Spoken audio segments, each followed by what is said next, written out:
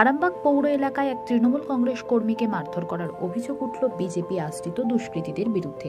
মারধরের ঘটনাটি ঘটেছে রবিবার রাত্রে হুগলির আরামবাগ পৌরসভার ৮ নম্বর ওয়ার্ডের অর্জুন পাড়ার হরহরেতে।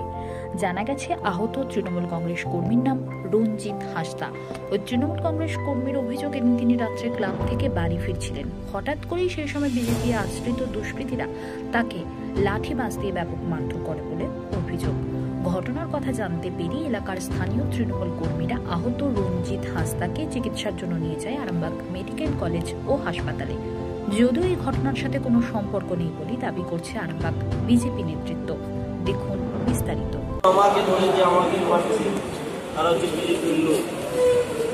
আমি তৃণমূলের কর্মী, আমাকে একা পেয়েছে যে ওরা 25টা লোক মিলে আমাকে ধরে মেরেছে।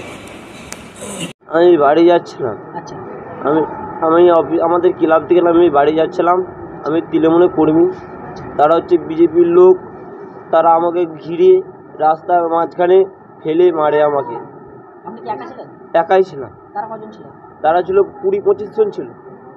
আপনাকে মারধর করে? হ্যাঁ, মারধর করে। কেন মারধরটা করলো কেন? তৃণমূল করার জন্য? মানে আমি তৃণমূলের কর্মী, আমি ওইখানে একার মধ্যে, আমার পাড়ার মধ্যে আমি একাই সাপোর্টে থাকি তৃণমূলের কর্মী। সে বলে তারা কি 25টা ছেলে এসে আমাকে বিরাট একটা মারধরই করে।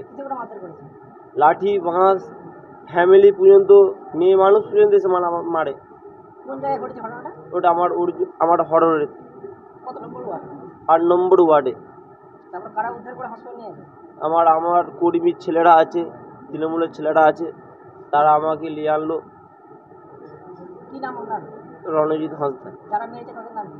আছে রঞ্জে আছে, উৎপল আছে, আরও লোক আছে,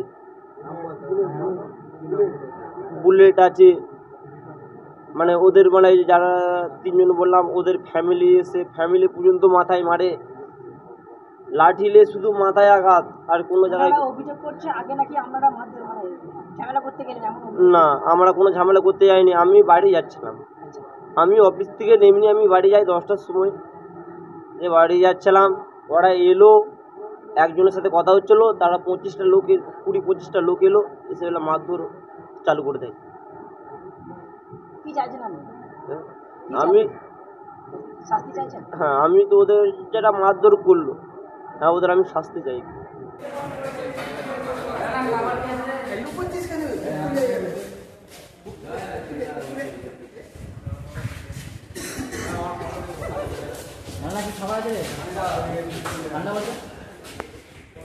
আরামবাগ 8 নম্বর ওয়ার্ডে হরহরেতে রাতের অন্ধকারে তৃণমূল কংগ্রেস আশ্রিত দুষ্কৃতীরা, যারা ভারতীয় জনতা পার্টিকে ভোট দিয়েছেন, তাদের বাড়িতে গিয়ে ধাক্কা দেওয়া, মায়েদের ঘর থেকে বের করে আনা, তাদের গায়ে হাত দেওয়া, এই রকম বাড়ির পর বাড়ি একইভাবে করে যাচ্ছিলেন।